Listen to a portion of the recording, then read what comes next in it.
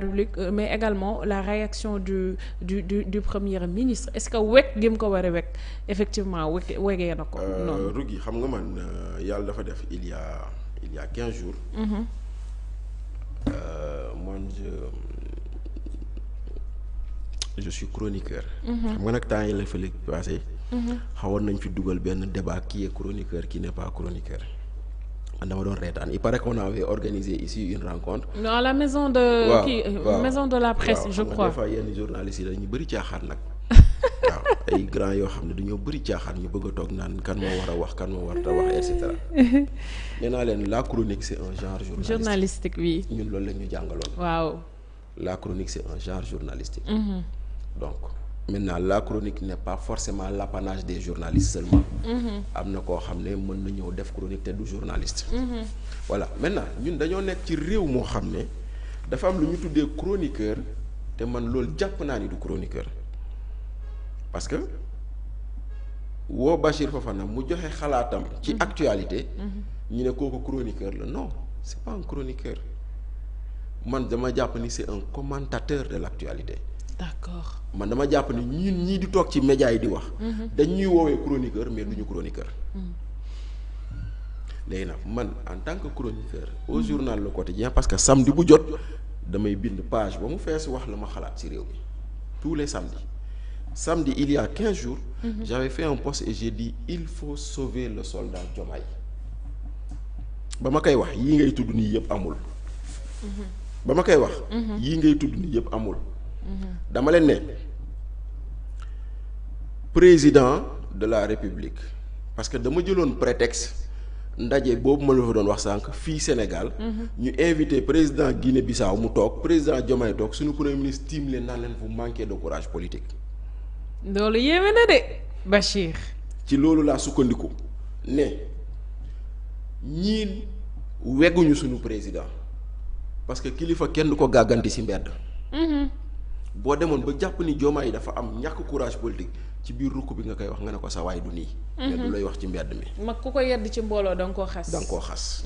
donc mu ngi noonu ma sukkandiku ci loolu dellu ci yu fi xewoon te yuy jàll nit taxaw na mu ne nous avons un président illégitime le président légitime ñu jóge ko foofu taxaw président fal nit ay ñi mu fal ni ñoom taxaw ñu ne ko lu nga def du dëgg du yoon nu ko rapport bi di waxee est-ce que Samba xëy na. est-ce que tu sais que ça fait 1 an ba ñu nommé Samba Ndiaye ak léegi ba tey il n'a pas pris de fonction. ba léegi jëlul fonction. ba léegi jëlul fonction ça fait 1 an te pourtant ba ñu nommé Samba Ndiaye. gis naa Fadilou Keita gis naa Waly Bodian. gis naa xawma kan mu doon ñoo xam ne décret bu fal Samba moo leen fal te pourtant ñoom ñu ngi critiquer lu président def yooyu yëpp boo ko doolee da nga naan effectivement Diomaye waa Pastef dañ ko jàppee président par défaut moo tax respecté wuñu ko moo tax fonkuñu ko moo tax weguñu ko xëy na loolu moo feeñ inconsciemment ci premier ministre bu toog président ñëw ñëpp jóg yow nga toog parce que jàpp nga ni kii yaa ko yilif mais est-ce que moom mën na bañ a yëg la présence du président. mais mënu ko am na ñu koy layal naan non président da ko doxee ginnaaw. mais kaay ma xamal leen président dugg ci benn lieu. li ma xam man ci protocole président bu ñuy ubbi bunt bi da ngay dégg borom micro bi wala chef du protocole mu ne monsieur le président de la république. waaw kon ñëpp a koy dégg xanaa nag boo nekkee ci bërëb ba gis ñëpp jóg nga war a mun jóg donc loolu benn la. beneen bii tamit nag. des fois damay xaw a am sentiment ni ces gens-là veulent présenter le président de la République sous de mauvais jours. c'est-à-dire. mooy li nga wax noonu. xam nga ay wokkatu yi ñuy wane. xam nga ko def ak yooyu. waaw xam nga l'image elle est sensible. te président institution la. président institution la donc yow mii di topp président dafa mel ni tey jii nii sa caméraman bi. avant ñuy commencer émission bi am na ay images yoo xam ne. parce que da nga nekk di préparer wu. man dama nekk di préparer wu. yooyu warul génn. tu comprends. kon kii taxaw am responsabilité filmer président wala photographier ko moo war a bàyyi xel ci lu muy génne ak lu mu dul génne donc loolu beneen la benn fois que je dis que dama naan dañuy saboter président parce que effectivement Ibou Fall wax na leen ko ci match Sénégal Mauritanie bi ñuy reetaan mais demal Rwanda. ñuy dem def randonnée pédestre nga sol pantalon chemise. Bachir, ça c'est de trop vraiment. mais Rougui lii président Diomaye lu mel nii la soloon nii. j'ai vu, on a tous vu les images ah. gis nañ li Paul Kagame sol également. bu la ci sol man ma sol ci bu rouge. mais nag imaginez lii c'est pas une tenue. Paul Kagame blouson bu gris la sol je crois. voilà c'est pas voilà. teg ci pantalon bu noir je sais pas mais blouson bu c'est pas une xaw ma tenue pull bu gris la sol daal genre yooyu. la mu soloon c'est pas une tenue pour une randonnée. kon xamul woon ni randonnée day am te bu boobaa ça devient très grave parce que doo dem visite d'état et que on ne fasse pas l'agenda pour ñu xam lu nekk lu ci war a am. oui. bu ko xamee. ak yooyu noonu. image yaa ngi nii gis nga. voilà gis nga Kagame li mu sol. ak ñi nekk ci ginnaawam également. tu vois derrière ñi nekk ci ginnaaw Kagame yëpp gis nga li ñu sol. mais ñun suñu président il était en jean et chemise. en jean et chemise pour une randonnée pédestre. oui vraiment. maintenant nag moo tax ma ne j'ai le sentiment que ñoom ils font exprès pour saboter suñu président. ah tu penses. ah non déet parce que lii warul mën a nekk. waay lii warul mën a nekk Rougui. parce que bu fekkente ne le président est allé en visite officielle. Une visite officielle se prépare. Quand on prépare la visite officielle on donne des nu mu tuddati un chronogramme. les activités à faire s'il y a des réunions également s'il y a des réunions et cetera. Oui. mais quand même après ça c'est donné au protocole à la sécurité chacun prend ses dispositions. mais on dit que y a randonnée pédestre on dit ah waaw mais président comme lii c'est une randonnée crénée et cetera ñu solal ko la tenue la plus adéquate. ouais. donc nag quelque part moi président ak premier ministre j'ai envie de leur demander ñu moytu di bokk benn bërëb. te pourtant erreur yooyu du dal premier ministre bizarrement moom écart de langage lay am. wax dëgg fa yàlla écart de langage quand il dit que comme li nga wax chef d'État africain yi dañuy manquer de courage par rapport ak la sortie du franc CFA génn ci franc CFA beeg yooyu noonu. moom ay écart de langage lay def en finir. mais le président port vestimentaire am gestuel yi et même le discours. anglais yi mu làkk. dégg nañ ko tu es un pays francophone. Tu as fait tout ton cursus en français.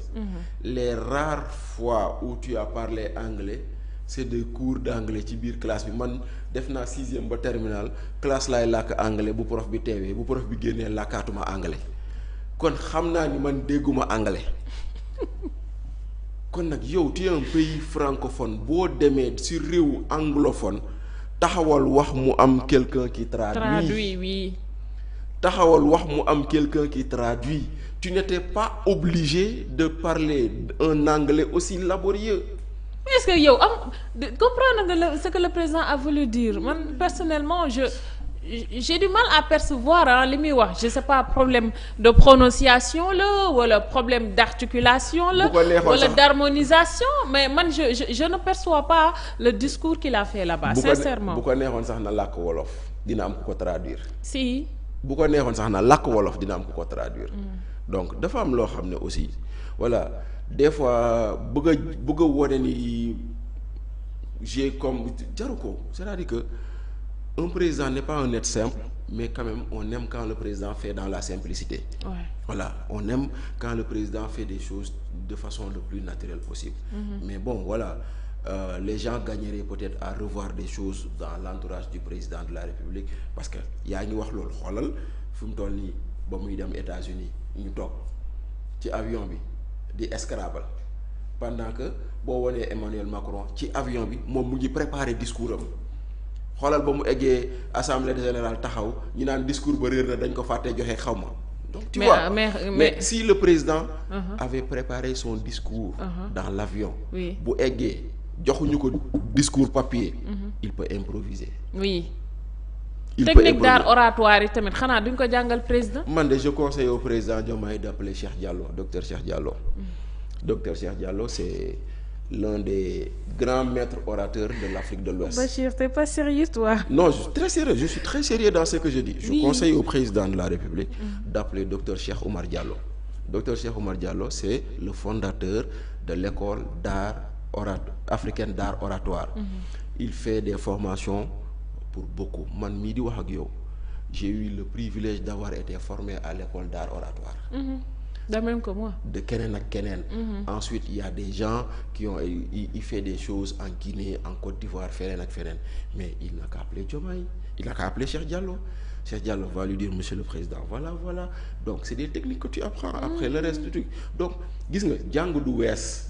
rawatina ñoo xam ne yoruñu woon, nee naa leen mosuñoo am secrétaire dans leur vie ñu bëgg leen jox ji réew pour ñu jiite ko. secrétaire mosuñu koo am, mosuñoo yilif ñaari nit. tey ñooñu yilif.